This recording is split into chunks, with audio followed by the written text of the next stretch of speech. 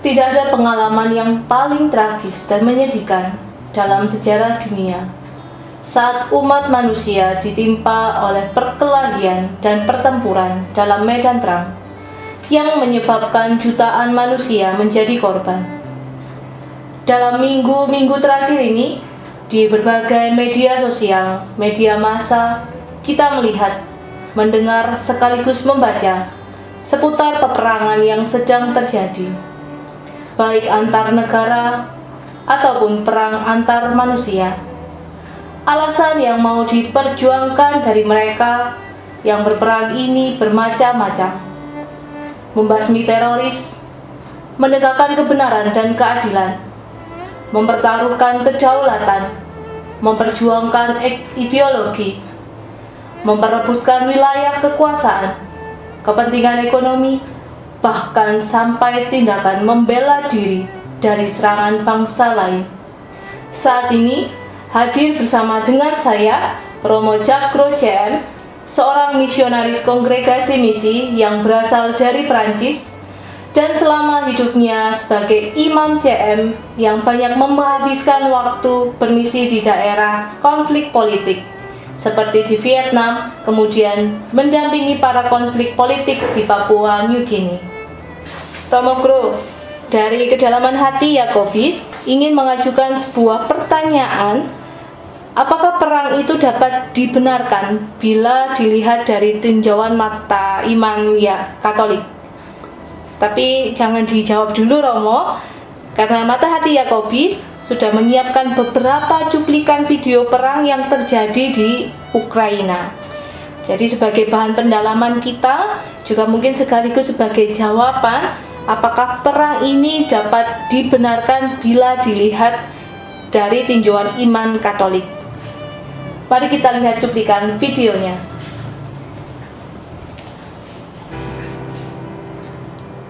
Ya Allah yang Maha Baik, Engkau adalah sumber perdamaian masa kini maupun untuk hidup yang kekal. Kami mengalami keadaan di Ukraina sejak tanggal 14 Februari yang lalu, dan kami makin merasa cemas karena sudah begitu banyak korban yang tak bersalah dan besarnya ancaman untuk stabilitas di seluruh dunia. Maka tiada jalan lain daripada menyerahkan semuanya ke dalam tangan-Mu dengan penuh iman. Kami tentunya tidak mau berpihak kepada siapapun, kecuali kepada kaum miskin yang di dalam kejadian ini di seluruh dunia terancam makin banyak menderita, dan yang sudah mulai mengalami bahwa nasib mereka lebih terpuruk lagi, di samping akibat dari pandemi dan dari kerusakan alam.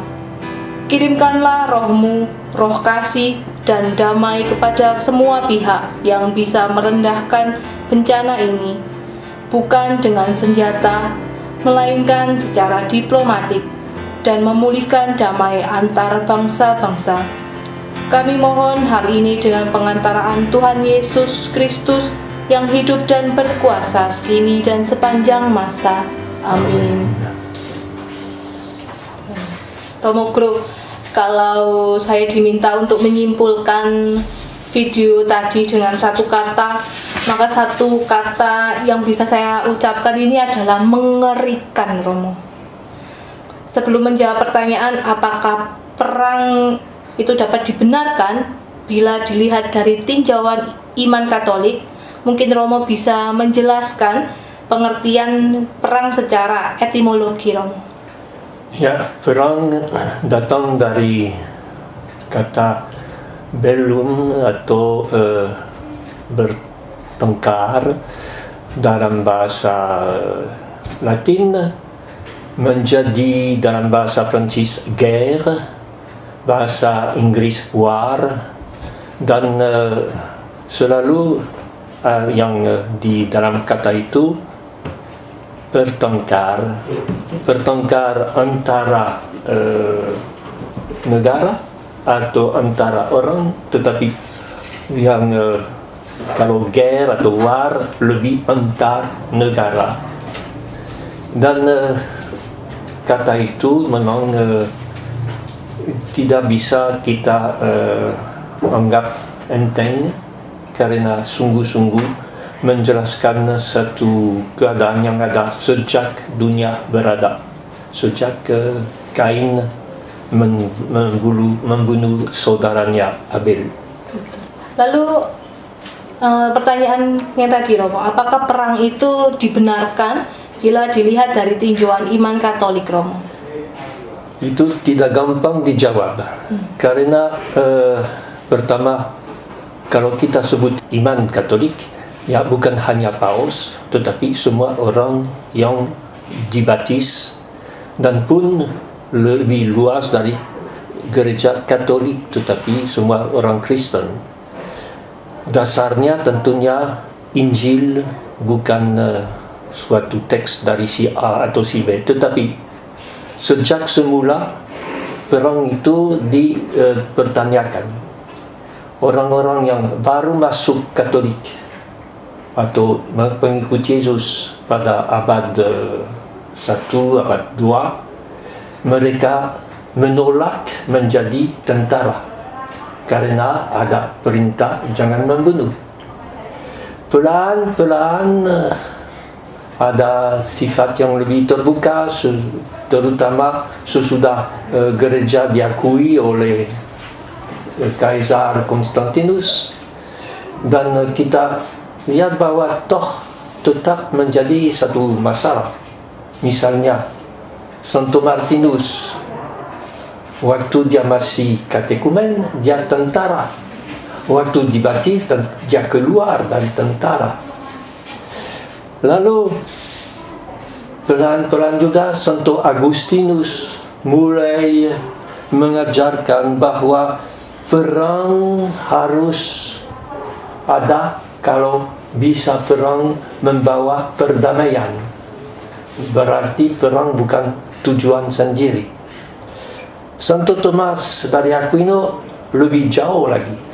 Dia berkata bahwa tidak boleh ada perang kecuali kalau hak asasi manusia diancam.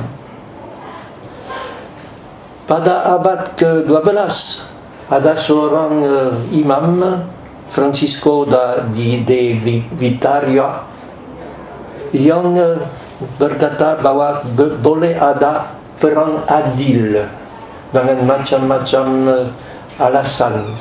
Dan sesudah itu pun sampai pada perang salib, yaitu untuk membela orang Kristen di daerah Yerusalem dan untuk mengambil kembali Bait Allah dan seterusnya. Tentunya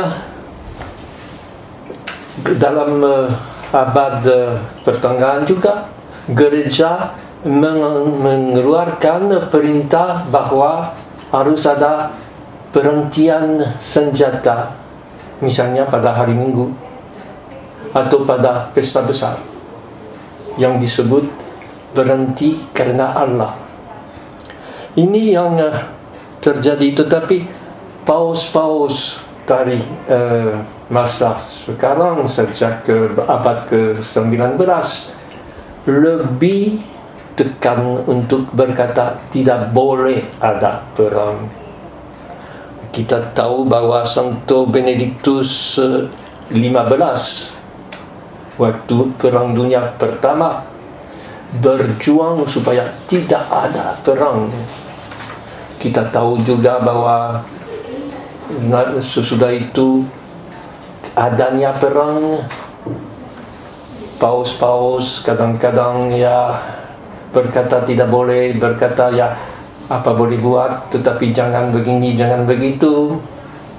Dan akhirnya Yohanes ke-13 pada surat ensikliknya Pacem Terris berkata, tidak mungkin lagi kita masa sekarang memikirkan perang sebagai cara untuk memperoleh kembali keadilan, karena lihat senjata yang ada sekarang, senjata nukleer, senjata yang begitu canggih. Dan kita tahu bahwa senjata itu dari segi ekonomi untuk beberapa negara ini sangat penting. Perancis antara lain negara saya adalah satu produktor senjata yang paling besar. Kita dengar baru Indonesia memilih atau membeli pesawat-pesawat dari Perancis.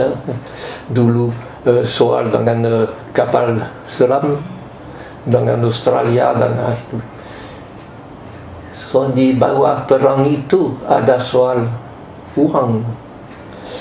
Maka Yohanes 13 berkata, jangan omong tentang perang lagi.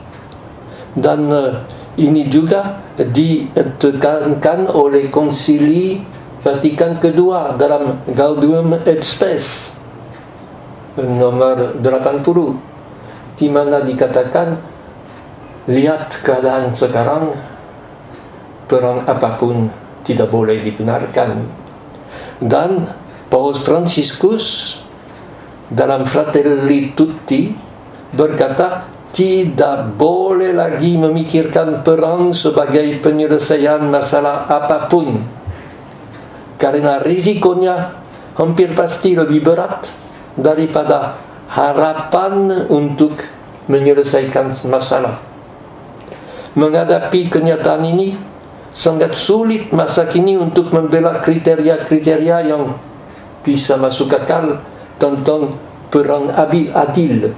Tidak ada perang adil pun untuk membela diri. Kata Paus Fransiskus dalam Katekismus Katolik yang diterbitkan oleh Paus Yohanes Paulus kedua, lebih nuansa, tetapi toh juga menentang dibenarkan perang.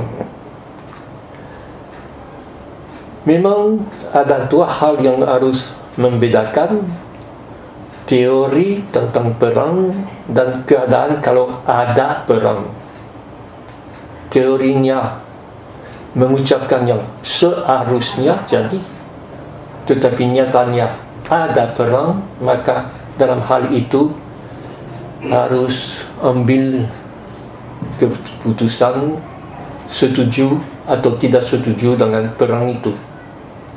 Misalnya untuk Rusia dan Ukraina, ya jelas Paus Fransiskus berkata perang itu tidak bisa dibenarkan.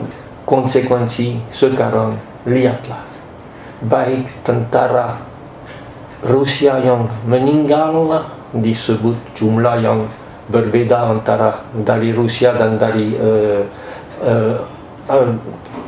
yang musuhnya, tetapi banyak yang mati, apalagi orang sipil, orang yang bukan tentara, yang mereka lari. Sekarang dengan lihat bahwa Rusia membom semua untuk membangkitkan listrik, untuk membangkitkan semua yang kebutuhan dasariah dari jemaat, dari orang kecil, sehingga mengharapkan buat mereka lapar, buat mereka semacam genosida. Romo, tadi kan disampaikan bahwa gereja Katolik itu kan menentang adanya perang, Romo. Nah, apa yang dilakukan oleh gereja Katolik sebagai upaya untuk menciptakan kedamaian, Romo, dan menghapuskan peperangan yang ada di dunia, Romo? Ya, itu saya ulangi yang saya katakan tadi. Memang antara prinsipnya dan kenyataan, ya, Sri Paus, uskup-uskup, umat Katolik tidak bisa buat seolah-olah tidak ada perang, tetapi bisa berusaha untuk mengadaptasikan dengan keadaan. Dan itu jangan kita berkata gereja Katolik dalam hanya Paus. Memang sekarang Sri Paus sedang menganjurkan atau membuat suatu saran supaya Roma menjadi pengantara antara Rusia dan Ukraina. Jangan lupa bahwa salah satu masalah dari Ukraina ialah bahwa bagian barat yang Katolik, bagian timur Ortodoks yang didukung oleh Presiden Rusia, dan bagian timur kebanyakan orang pendatang dari Rusia yang didatangkan ke situ oleh rezim politik, rezim komunis dulu, sehingga tidak lepas dari sesuatu yang ada sangkut paut dengan agama. Walaupun jelaslah bahwa kecuali beberapa orang tertentu, pada umumnya orang Ukraina Katolik atau Ortodoks dari barat atau dari timur tentu tidak senang dan tidak setuju dengan perang, dilihat dari cara mereka berjuang untuk melawan itu, yaitu diusulkan supaya jangan jawab perang dengan perang, tetapi apa boleh buat, sekarang hampir semua laki-laki sudah dari Ukraina sudah mau bersenjata dan melawan Rusia itu. Ini menjawab apa yang bisa dibuat oleh gereja. Kalau kita lihat dalam Perang Dunia Kedua, di mana Paus Pius ke-11 bingung apakah boleh setuju atau tidak setuju dengan Mussolini. Kalau lihat Pius ke-12 yang lebih berpihak pada Hitler daripada para yang lain. Kalau di Prancis sendiri, di mana hanya satu uskup yang melawan rezim Pétain, yaitu yang menjadi pro-Nazi, pro-Hitler, yang lain diam saja. Dan apalagi ya orang-orang Katolik awam-awam yang tidak bisa lain daripada ikut. Di Prancis misalnya, semua laki-laki pada waktu itu berwajib militer. Tidak ada yang bisa berkata kecuali kalau tidak sehat atau kalau sudah terlalu tua atau maka jawab pertanyaan ini saya tidak mampu memberi jawaban yang benar. Hanya begitu, harus lihat apakah semua cara lain untuk mengatasi masalah sudah dipakai, yaitu apakah dialog diplomatik dan lain-lain sudah dipakai dengan sebenar-benarnya. Melihat bahwa apakah ada sedikit harapan sukses dengan perang itu untuk mengatasi masalahnya. Dan Sri Paus Franciscus berkata pada umumnya lebih parah daripada solusi lain. Melihat bahwa apakah pakai senjata itu tidak akan menyebabkan kesulitan yang lebih besar. Dengan demikian kita lihat bahwa yang perlu berjuang supaya perang berhenti. Romo, kemudian ini kan kalau di media sosial seringkali kita lihat ada imam Katolik dengan pangkat tertentu itu seperti perwira tentara gitu, Romo. Nah, jadi para Romo ini ikut di medan perang, dan Romo bisa menceritakan mengapa harus ada Romo tentara. Lalu tugas Romo tentara ini apa, Romo? Romo tentara ialah orang yang mau mendampingi tentara secara rohani. Berarti tentunya mereka diberi pangkat dan itu, tapi ini bukan yang penting. Dalam zaman Santo Vincentius Apollo, Santo Vincentius mengirimkan pastor-pastor CM, pastor-pastor Lazaris ke tentara untuk mendampingi tentara itu bisa menerima sakramen, bisa kalau mati didampingi. Dia kirim juga putri-putri kasih untuk mendampingi tanpa melihat apakah musuh atau dari negara. Berarti hadirnya mereka di situ bukan untuk menjadi tentara, tetapi untuk mendampingi tentara yang ada manusia, dan yang sebagian besar ada orang Katolik yang perlu pelayanan pastoral. Romo, kemudian ini kan ada ungkapan bahasa Inggris ini, Romo, untuk menciptakan perdamaian. Jadi harus menyiapkan perang ini, Romo. Ya, itu saya heran, bukan dalam bahasa Inggris tetapi dalam bahasa Latin. Iya, tetapi Inggris menerjemahkan itu bolehlah. Itulah justru yang dulu dipikirkan oleh Santo Agustinus, dan yang sudah pada masa abad ke-12 dikatakan perang adil, yaitu kalau situasinya begitu buruk, barangkali perang akan membawa damai, maka harus siap perang. Dan ini logika sekarang dengan semua negara yang mau bersenjata sekuat-kuatnya, dan ada yang pun mau pegang senjata nukleer. Saya baca tadi pagi bahwa Presiden Rusia tidak mau memakai alat nukleer. Kalau dia yang menyerang, hanya akan pakai kalau dia diserang. Dan ini dikirakan bahwa akan ada damai kalau semua negara, semua orang siap untuk perang. Suatu kekeliruan besar, karena damai karena takut, bukan damai, dan hanya membuat makin tegang dan makin panik barangkali, dan kejar-kejar senjata yang makin canggih sekarang. Ada yang dari luar angkasa bisa menghancurkan, dan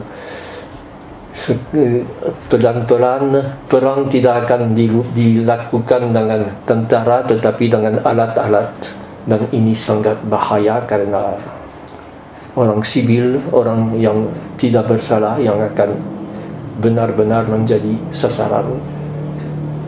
Romo, ini kan kemarin tanggal 2 Maret, pas waktu umat Katolik merayakan Rabu Abu, ini kan Bapak Paus Fransiskus menyatakan bahwa tanggal 2 Maret pada saat Rabu Abu ditetapkan sebagai hari doa untuk Ukraina. Ini pandangan Romo ini seperti apa, Romo, pada saat ditetapkan ini? Tentunya Rabu Abu adalah saat untuk bertobat, untuk menyadari bahwa kita tidak mampu, kita tidak kuat, dan kita berdosa. Maka menghadapi perang antara Rusia dan Ukraina, Paus berkata ini kesempatan yang paling bagus untuk mendoakan, untuk berdoa demi damai, demi hentinya perangnya di situ. Tentunya jangan hanya pada hari itu. Paus juga berkata pada hari itu khususnya, tetapi teruskan. Memang kita seringkali tidak bisa buat lain daripada serahkan kepada Tuhan, serahkan kepada, seperti dalam doa yang dia diucapkan tadi. Bagaimana Romo melihat sosok Bapak Paus Fransiskus dalam upaya menciptakan perdamaian dunia? Jadi tidak hanya mengatasi perang yang ada di Ukraina saat ini, tapi apa yang dilakukan oleh Bapak Paus dalam menghadirkan dunia yang damai, Romo? Sudah seringkali Paus menonton perang di berbagai tempat lain, antara lain di Afghanistan atau di berbagai tempat lain. Berarti dalam logikanya dia mau supaya habisnya perangnya, Jangan lupa bahwa Paus berasal dari Amerika Latin, di mana ada teologi pembebasan, yang dimana kaum miskin harus berhasil menobatkan orang kaya untuk pikirkan bukan kepentingan pribadi tetapi yang sungguh-sungguh keadilan sosial. Paus juga memegang teori keadilan sosial dari gereja yang dari semula juga pikirkan soal perang itu. Jangan lupa bahwa baik di Rusia maupun di Ukraina sekarang bahaya atau celaka besar ialah bahwa semua dipegang oleh berbagai orang paling kaya, terkaya di dunia. Bukan lagi demokrasi, tetapi orang yang memikirkan hanya uangnya. Oleh sebab itu, Paus dalam semua ensikliknya melawan neokapitalisme ini, melawan yang sumber dari perang itu, mengutamakan bukan keadilan sosial tetapi kekayaan orang-orang tertentu yang kapital, yaitu orang yang pegang duit. Dan antara lain sekarang salah satu cara untuk melemahkan Rusia adalah untuk memblokir uang dari orang kaya dari Rusia yang kebanyakan tentunya di Swiss, di Lebanon, di luar, yaitu secara tidak sah. Kalau berhasil memblokir uang di bank mereka, ya tentunya mereka akan merasa lumpuh. Tetapi ini juga harus memblokir bukan di Rusia juga, tetapi di mana saja, di Amerika, apalagi di Prancis dan pun di Indonesia. Yang perjuangan Sri Paus Fransiskus yang ditentang oleh banyak orang pun Katolik ialah hentikan neokapitalisme, neokolonialisme, hentikan sifat untuk bukan mencari keadilan tetapi suatu kepentingan pribadi dari negara tertentu. Amerika di atas semua, Rusia di atas semua, sekarang Cina di atas semua, dan sifat Indonesia juga yang sedikit tercentung oleh ikut hal ini ekonomi pertama, dan ekonomi berarti perjuangan berarti perang. Logika dari Fransiskus di situ. Begitu juga saya sebut tadi orang-orang kaya di Rusia dan lain-lain yang tentunya selalu ada keuntungan dengan perang. Walaupun memang ekonomi bisa dirusakkan, tetapi toh dari pihak mereka tidak akan menderita seperti orang kecil, sebaliknya akan mendapat keuntungan. Maka disitulah juga perang harus dilawan sekuat-kuatnya karena menciptakan ketidakadilan sosial. Tadi kita sudah mendengarkan penjelasan dari Romo Gro terkait perang yang terjadi saat ini dan pandangan dari gereja. Romo mungkin bisa disimpulkan untuk teman-teman sahabat Yakobis tentang tema hari ini, Romo. Maka saya ulangi secara singkat, perang hanya boleh kalau tidak ada jalan lain, tetapi menurut Paus sejak Yohanes ke-13 dan sampai Fransiskus, dikatakan bahwa sebenarnya perang hanya bisa menambah kesulitan daripada mengatasinya. Maka dalam soal ini memang melampaui atau lebih luas daripada hanya teori dari gereja, namun pendapat dan cara gereja menghadapi perang dengan berkata tidak ada perang adil harus menjadi suatu yang patut kita renungkan. Saya sesudah itu selama 9 tahun di Vietnam, waktu perang di Vietnam, dan saya diusir waktu justru Amerika kalah.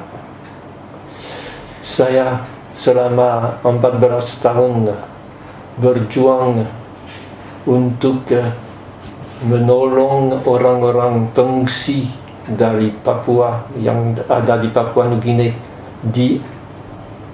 diakui, bukan untuk membela yang mereka mau, tetapi untuk sekurang-kurangnya buat mereka tidak dibuang atau dilawan secara tidak manusiawi. Dalam hal ini justru saya bisa menikmati bahwa uskup dari Papua Nugini, uskup Gilles Coté dan uskup Deschamps yang baru meninggal, mereka lah yang membela orang yang datang dari seberang untuk memberi kepada mereka tempat aman. Dan sekarang justru Paus sangat mengutamakan buat jalan supaya kaum sivil bisa keluar dari Ukraina dan selamat. Kita tahu bahwa soal pengungsi adalah soal besar di barat dengan yang datang dari Syria, tetapi sekarang justru terbuka pintu untuk pengungsi dari Ukraina karena tahu bahwa untuk mereka hidup atau mati. Kita bisa lihat bahwa dalam hal ini yang penting yang dikatakan oleh Sri Paus Fransiskus, masa kini tidak mungkin kita mengatakan ada perang adil. Imagine no possessions. I wonder if you can. No need for greed or hunger. A brotherhood of man. Imagine all the people sharing all the world. You may say I'm a dreamer, but I'm not the only one. I hope someday you'll join us, and the